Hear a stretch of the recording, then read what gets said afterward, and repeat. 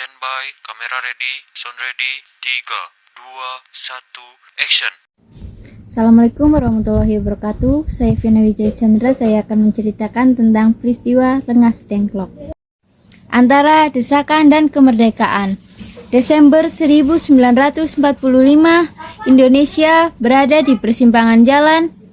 Jepang menyerah. Tetapi kemerdekaan belum diumumkan. Di tengah ketidakpastian, muncullah perbedaan pendapat antara generasi muda dan pemimpinan bangsa. Golongan tua, yaitu Soekarno-Hatta, mengutamakan persiapan yang matang dan terorganisir. Ingin melibatkan seluruh rakyat melalui PPKI agar kemerdekaan sah dan kuat. Menimbang resiko dan konsekuensi dari proklamasi yang terburu-buru. Perbedaan pandangan ini menciptakan ketegangan yang memuncak menjelang proklamasi. Aksi penculikan Soekarno dan Hatta. Pada tanggal 16 Agustus 1945, dini hari, golongan muda membawa Soekarno dan Hatta ke sebuah desa terpencil di Kerawang. Tindakan ini dilakukan untuk menjauhkan Soekarno dan Hatta dari pengaruh Jepang dan mendesak mereka untuk segera memproklamasikan kemerdekaan. Rengas Dengklok dipilih karena lokasinya yang strategis dan realistis. Perdebatan di Rengas Dengklok.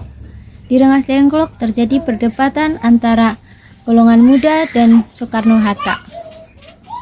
Golongan muda terus mendesak agar proklamasi segera diumumkan, sementara Soekarno-Hatta tetap berpegang pada perlunya persiapan yang matang. Perdebatan ini mencerminkan perbedaan generasi dan strategi dalam mencapai kemerdekaan. Jaminan dari Ahmad Soebarjo. Ahmad Soebarjo, seorang tokoh senior yang dihormati, datang ke Rengas Dengklok untuk menjembatani perbedaan pendapat. Soebarjo memberikan jaminan bahwa proklamasi akan dilaksanakan pada tanggal 17 Agustus 1945. Jaminan ini meyakini golongan muda dan membuat Soekarno-Hatta bersedia kembali ke Jakarta untuk mempersiapkan proklamasi. Puncak proklamasi kemerdekaan.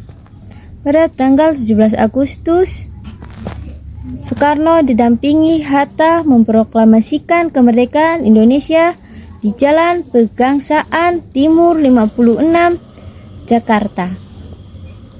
Proklamasi ini menandai lahirnya negara Indonesia yang merdeka dan berdaulat.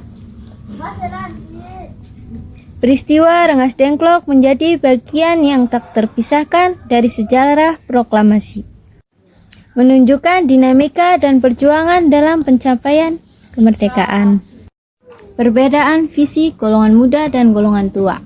Golongan muda dipimpin oleh Sukarni, Chairul Soleh, dan Wikana menginginkan kemerdekaan diproklamasikan secepatnya tanpa menunggu persetujuan dan pengaruh Jepang.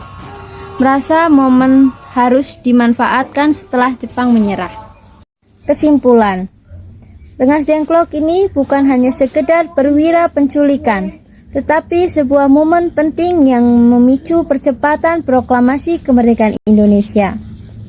Peristiwa ini mengajarkan kita tentang pentingnya keberanian, persatuan, dan perbedaan dalam mencapai tujuan bersama. Semangat Rengas Dengklok harus terus kita warisi untuk membangun Indonesia lebih baik.